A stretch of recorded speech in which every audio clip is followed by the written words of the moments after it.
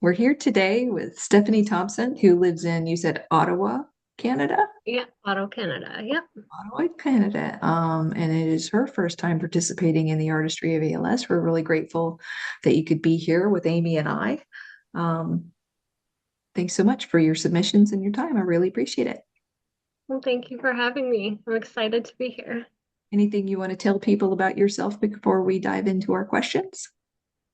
So I was diagnosed with ALS in February of 2024 at the age of 43. So I just celebrated my year, my year of being diagnosed. It's been a crazy, crazy ride so far. Mhm. Um, but I'm just happy to be able to still explore my creative side during this process. It's been really good for mental health to be able to still do 100%. that. A lot of people find solace in their artwork or their writings if they're a writer. Some people, find this skill after they diagnosed. Were you an artist before you were diagnosed? Yeah. Yeah, I've always been really artistic. Now the difference is that now I have the time Right. to be able to do it. So it's been a blessing in that sense. Um, but yeah, no, I've always been artistic. I've always been drawing. I drew horses when I was a kid and you know, did all that kind of stuff. I loved painting and drawing, always had sketchbooks and pens and pencils and all that kind of stuff. Excellent. So I'm glad you've been able to continue it. You said you were Mhm. diagnosed a year ago. How long have you been living with ALS? So, if I were to look back on symptoms, I would probably gauge it around this being year three with it. Mhm. Um, yeah, yeah, Isn't it funny year how we three. we do that look back and we're like, oh yeah, Uh, that's what that was all about. I think yeah, we all have that realization or that aha. We can kind of make yeah, ourselves crazy digging back into our histories and going, was that the start? Was that the start? Was that the start? mhm, When we really don't know. yeah. Yeah. Hmm. So you drew, you painted, you had those skills before. So now that your disease has progressed a little bit, can you tell us a little about how you've had to change up your methodology? Like, are you using programs as opposed to painting? So I've switched to digital. Mhm. Um, I find that a lot easier. It's easier to erase instead of taking my hand and having to use an eraser to move that, do that motion. Mhm. It's just like tapping, right? To Mhm. go back. Um, so I just find it easier hand wise and fatigue wise doing the digital. I used to enjoy painting. Painting I found a little difficult. Um, and drawing with a paper and a pen is and a pencil is not something in the cards again because of that constant repetitive motions and stuff like that. It's just so much easier and smoother on digitally. Do you think I've it never has done helped? digitally. Yeah, I Yeah. haven't. This is like my first.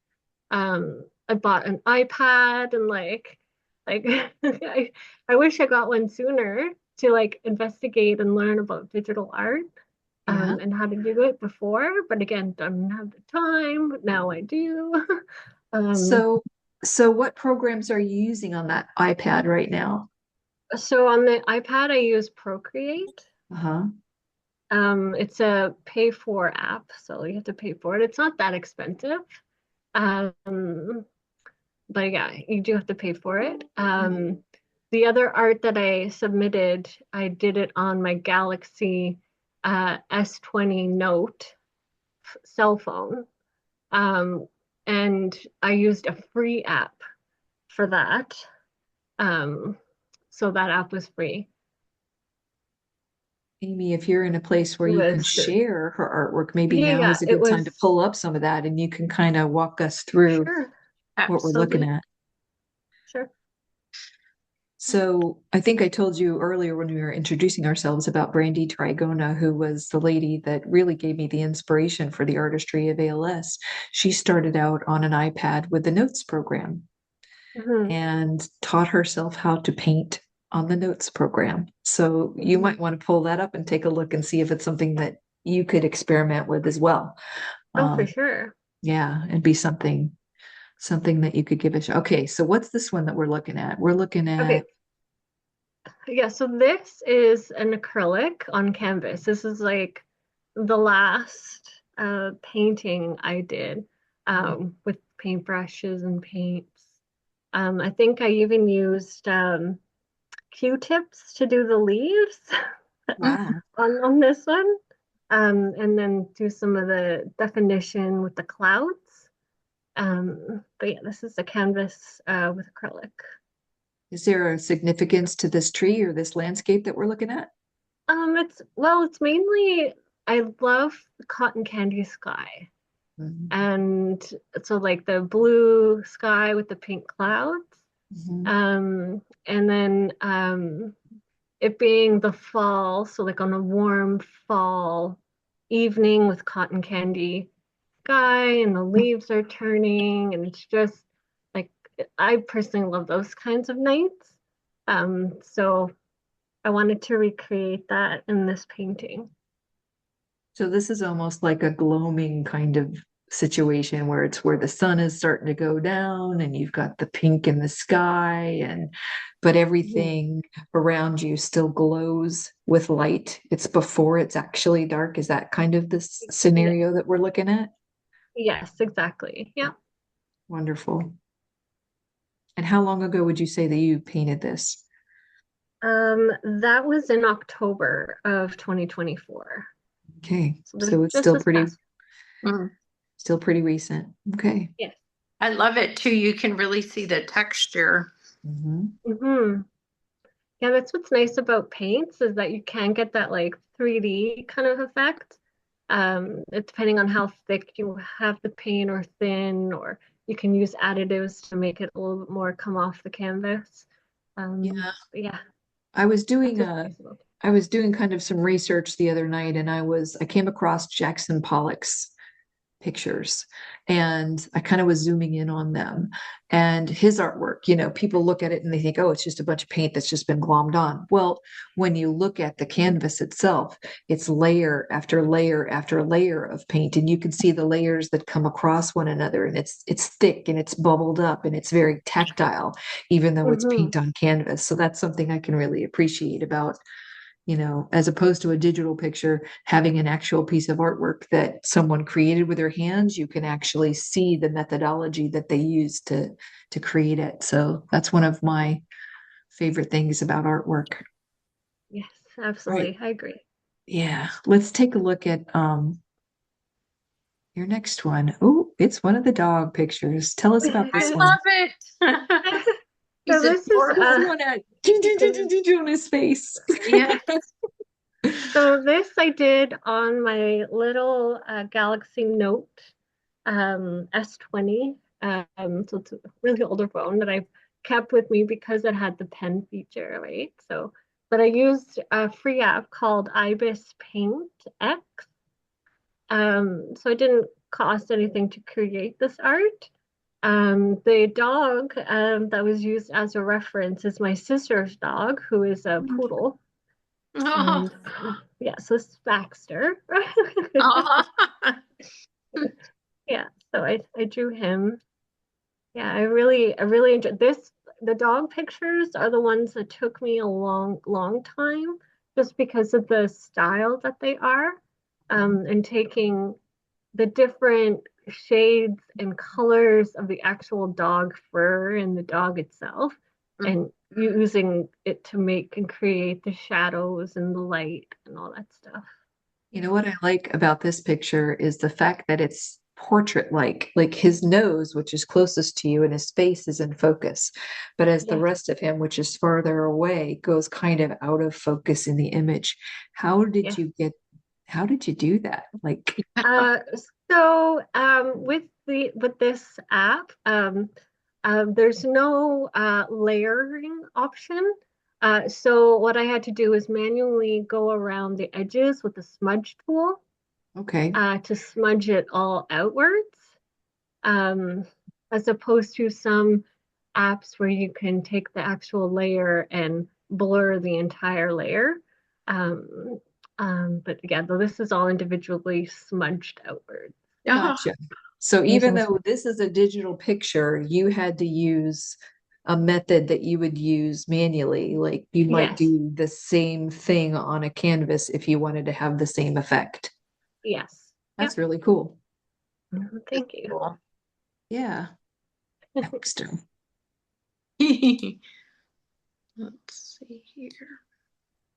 Okay, I'm not going to name this one. Do you have a name for this one? So this is just Red Sky Mountains. Okay. So um, I did this one when I was feeling really angry, Mm. and I find color really helps to uh, portray and set the mood for the painting itself. Um, so this is a digital art. I used Procreate for this on the iPad.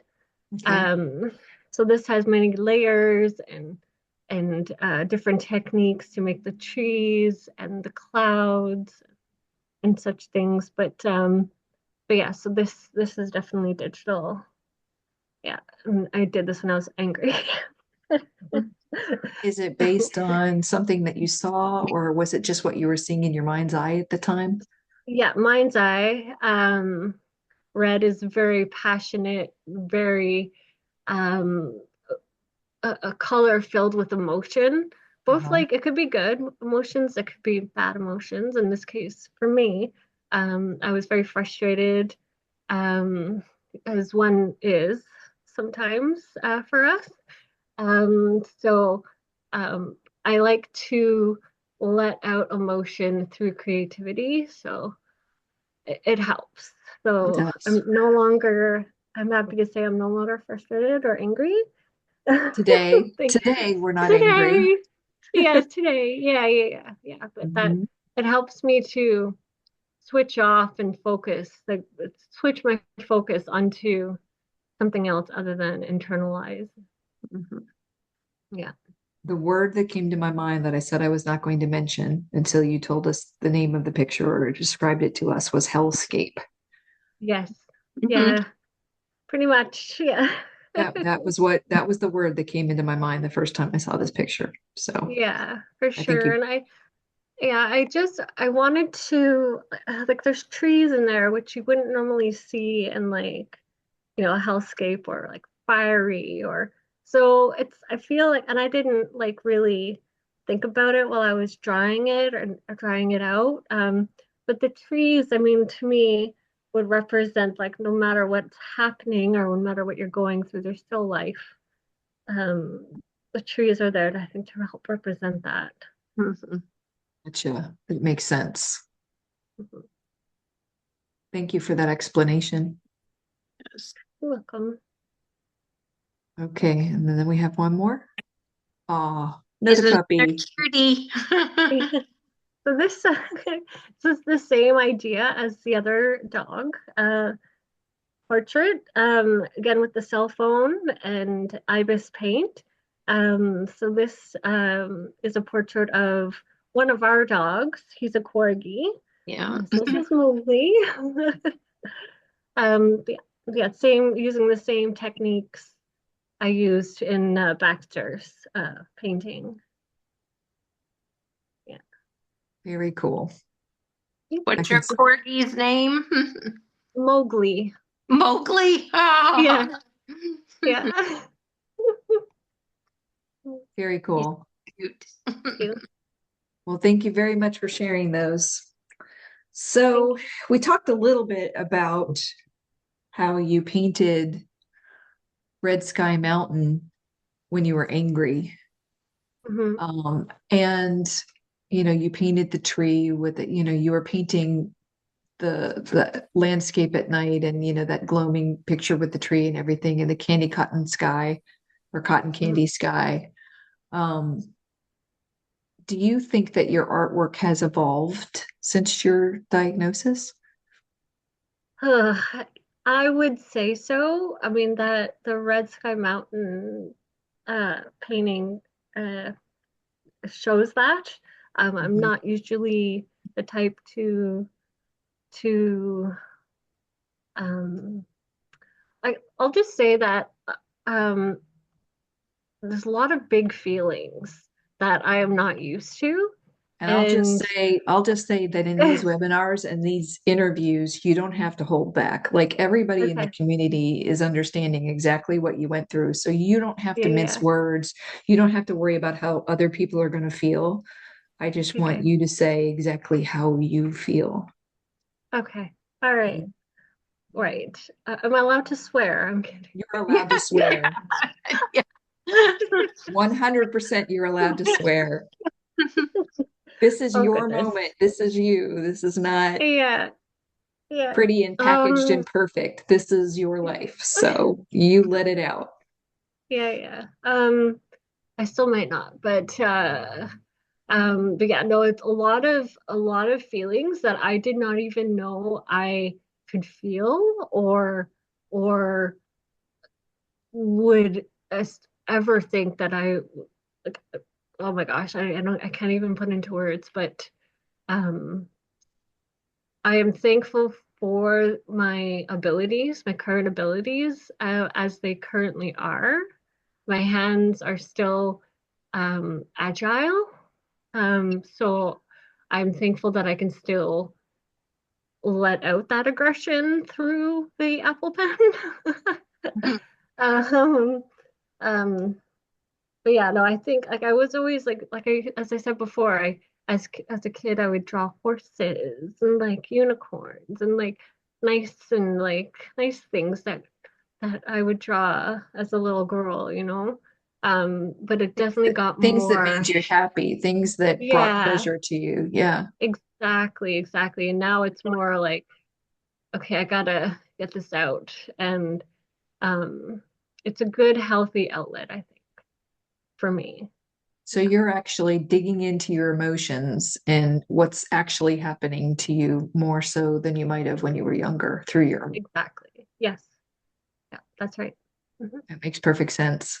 I know that mhm, these journeys, we're all converted when we go through a journey like this. You know, mhm. we're changed, incontrovertibly changed, in many, many ways. And I know it's an evolution for me, and I'm sure it's an evolution for you as well. Yes. Yeah. Um, of the pieces that you submitted, those four, which one is your favorite and why? Um, ugh. It's hard to say because they each give me different emotions when I look at them.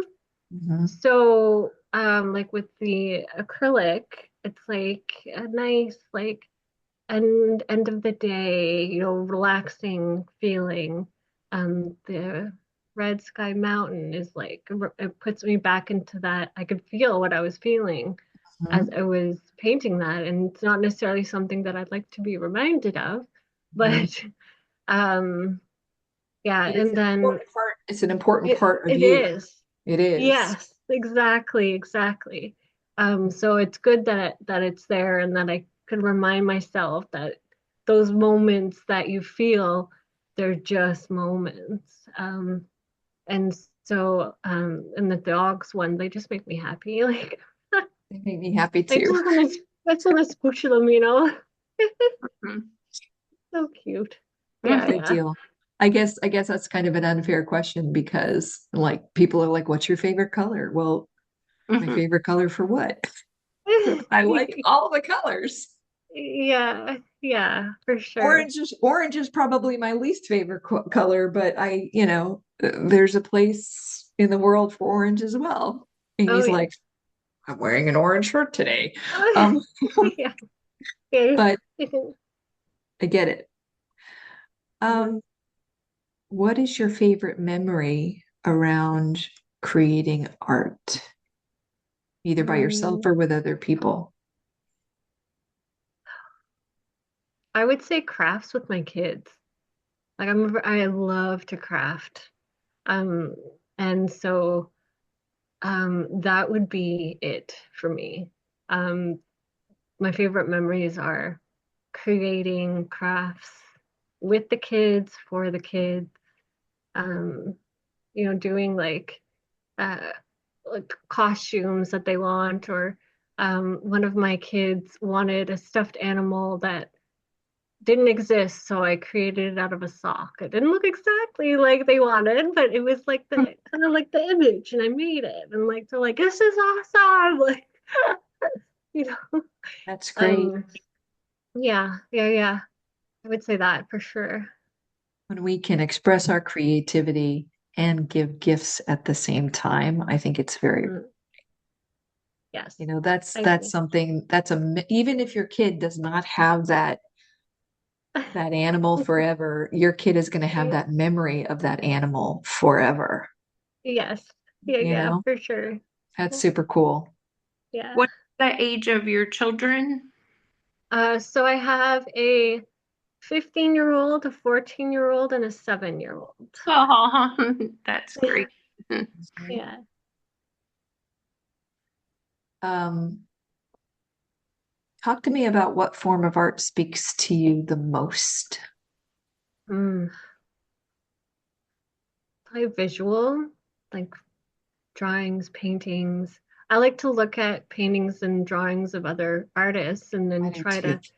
to look at like what kind of emotion does that painting get out of me, or trying to think, what were they thinking when they painted it, and what message are they trying to convey, and um, what images is it. um, it's so it, it's so individual, Mhm. which is unique, I think, for art. Like, it's a unique aspect of art, as that it can be very individual in terms of what a person feels when they look at it. No matter what the art is, it's a statue, a painting, whatever it is. Yeah. My secret is out. Same thing. That is Yeah. my favorite thing about artwork as well is, not just looking at the piece of art for its own value, but who painted it, where they were when they painted it, what was going on in their life when they painted it, Hmm. that sort of thing. Mm. Yeah. Yep. Very, very cool. So, besides art and your children, maybe this is what your answer is. Tell me about something about your other passions, Um, Gosh, when or did I have maybe tell time me for other tell me passions? something that you are most passionate about. If you had to pick one thing that is what you are most passionate about, what would it be? Oh gosh. I would say creating memories, very family based um passions. Friends too, obviously, but Mhm. just like kids, like for my kids, for my partner, um, spending time with the dogs. Um, those would be my passions, trying to create um, happiness and joy. my one of my sons just came down and almost dropped the F-bomb. He doesn't. Fine. The F-bomb is safe here. You're in good company. Yeah. Yeah. I used to greet children and their parents in the children's ministry at my church in Texas. And I had to really train myself to Thank you. change the dialogue Yeah. because, Yeah. I grew up in a military family and almost every other word out of my mouth was a swear. Some of my favorite words are swear words. Yes. Yeah. So Oh you're goodness. you're amongst friends here, and so is your friend amongst friends here. Oh goodness. Um, okay. Tell us something that you want people who are viewing your art. I'm going to redo that because of the sound effect that just came in. Tell me something that you want people who are viewing your art in this art show to know about you as a person. Um,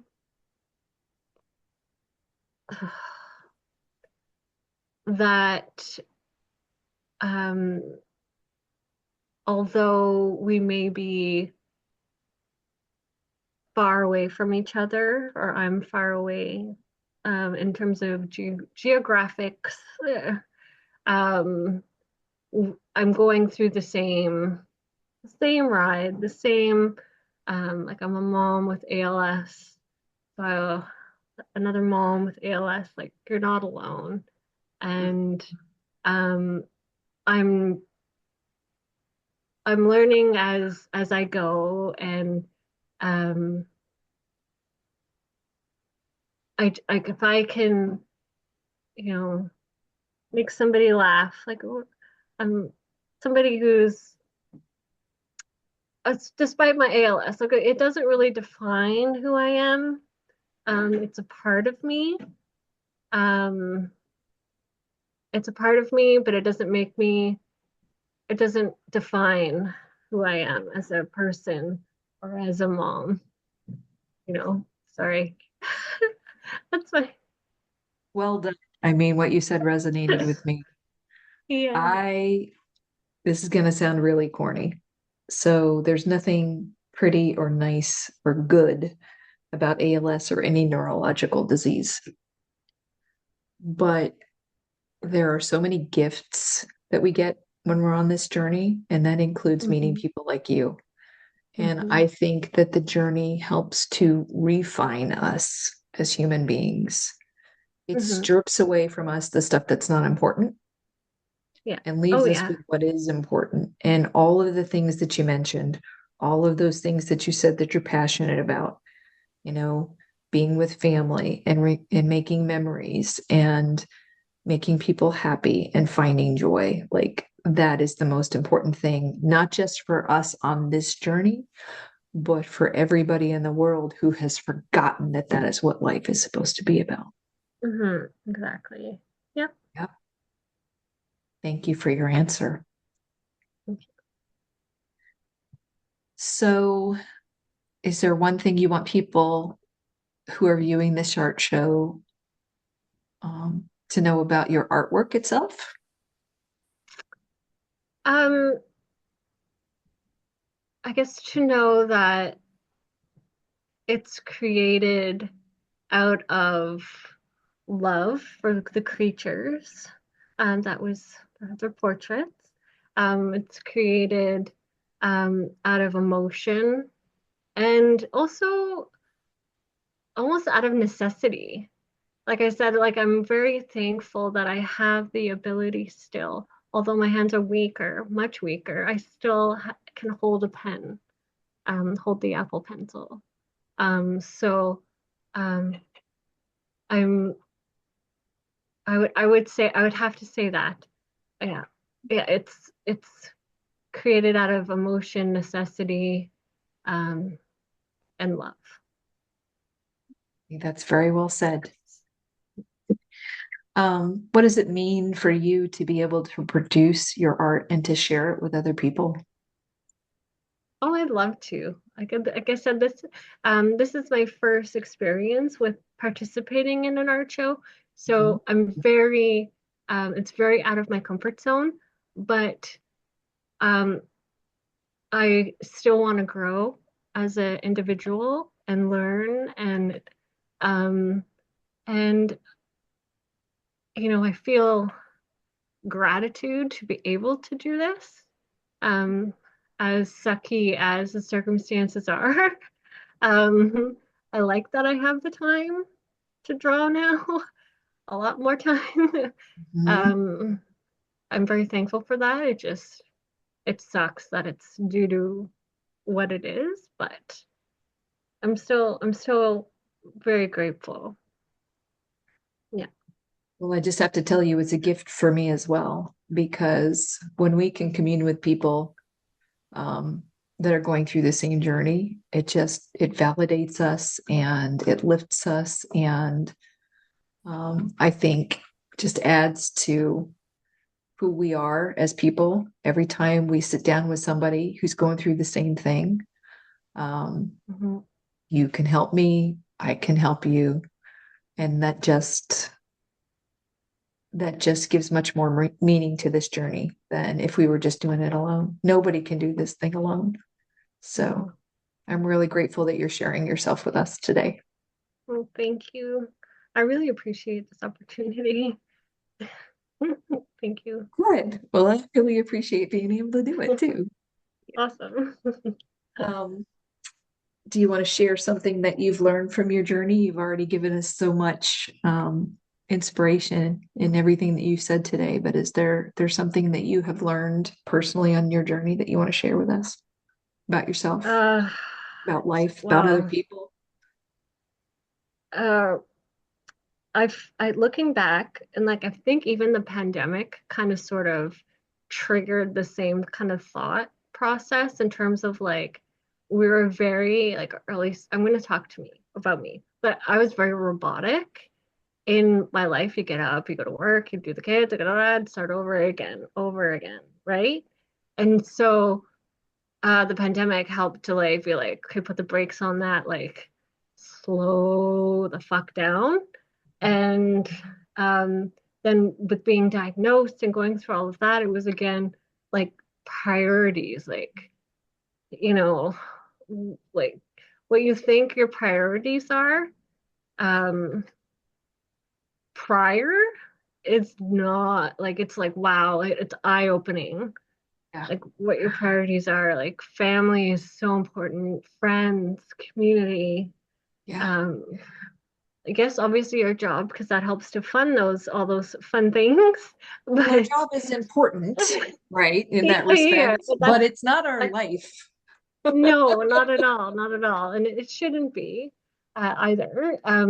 But it's so easy to go into that autopilot. Um, at least that's what I was experiencing prior to the pandemic. And then just as everything started to get back to normal, then I get hit with a diagnosis, and then I'm like back to the holy crap, like slow the fuck down again. And what are your priorities? Like, and do the things. Don't put them off if you can, Right. like, and you hear people say this all the time. Um, you're like, yeah, yeah, sure, We don't do it take the until we trip. have to. Yeah, yeah, yeah. And Yeah. then you're going through it and you're like, damn, like I should have did that. I should have done this. And you don't want to have any regret. Um, and sometimes they're kind of unavoidable. Like I'd love to go back to college, university to do other, like, you know what I mean? Like, 'cause you get all these, oh, I wish I find it like as you're going through your adulthood, what you actually like to Mhm. do, Mhm. Obviously Mhm. that's not going to do that, so I'm not going to think about it. Um, I'll let that go, but take the trips with your family, do the things that make you happy. Um, Less worry about other people. Um, cutting out the bad, more of the good. I would say that. Yeah. Said, Mhm. okay, so now we've come to my very favorite question of these interviews. Okay. And it's a question that I use as a trick when I'm interviewing people for a job. And I Okay. ask them this question. So, if there is a question that I didn't ask you that you would have wanted to ask me in this Mhm. interview, what would it be? So, in a job interview, my questions are to that is always, like, what is your ideal candidate? What would you like your ideal person that you're looking for, kind of a thing. In this scenario, that doesn't actually work. So I would say, well, what do you do for your creativity? Are you creative? What is your outlet? Okay, well, you asked a question that I have to answer. Usually the trick is after you ask that question, that I would make the interviewee answer that question. Yeah, yeah. Yeah. So, okay, I can answer this question. So I do, I do this Artistry of ALS every year. Um, I write, I write prolifically. I wake up in the morning and have all these thoughts bumping around in my brain, and I tend to put it out not on paper. I do it digitally, and it's not like I'm writing this big huge long novel, but I'm writing in a social media type style where I have this thought, I get it out on paper and make sure it's complete, and then it's written, and then I send it out into the world. And that is therapeutic for me. It helps me to define and refine my thoughts about who I am and what I think life should be. um, I explain what the journey has been. I I commiserate and encourage other people that are on this journey. Um, One of my other pet projects is that I help moderate a group of FTD patients and not patients, caregivers. I help moderate a group of FTD caregivers, um, who the journey is very similar, with a caveat that it is cognition that is being removed, not just physical capabilities that are being removed, and your relationship with that person disappears. And so it's a very cruel aspect of a neurological condition. ALS is very cruel, and FTD is emotionally cruel to the caregivers for those people. So we do a lot of introspection, and we do a lot of practicing on how we can manage behaviors and how we can manage our own emotions to get through the journey. And so my writing helps me hone in on a lot of that. And like I said, hopefully offer encouragement to the people that are going through that journey. Yeah. I've been irrevocably changed. I am not the same person I was when I started. I'm probably not going to be the same person next year that I am today. I don't consider that necessarily a bad thing, although the experience that I've been through is horrific. I tend to consider it one of the gifts of this disease, that I can help other people, and I can refine who I am as a human being as well. Yeah. That's That's awesome. that's Good kind of my answer. jam. Great answer. What about you, Amy? Do you want to answer that question? My artistic, I guess, output is cooking. Nice.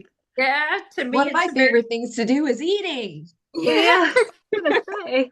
yeah, I love it. It's kind of like what you were saying with the, layering, and I'm the same on flavors, Yes. Yeah.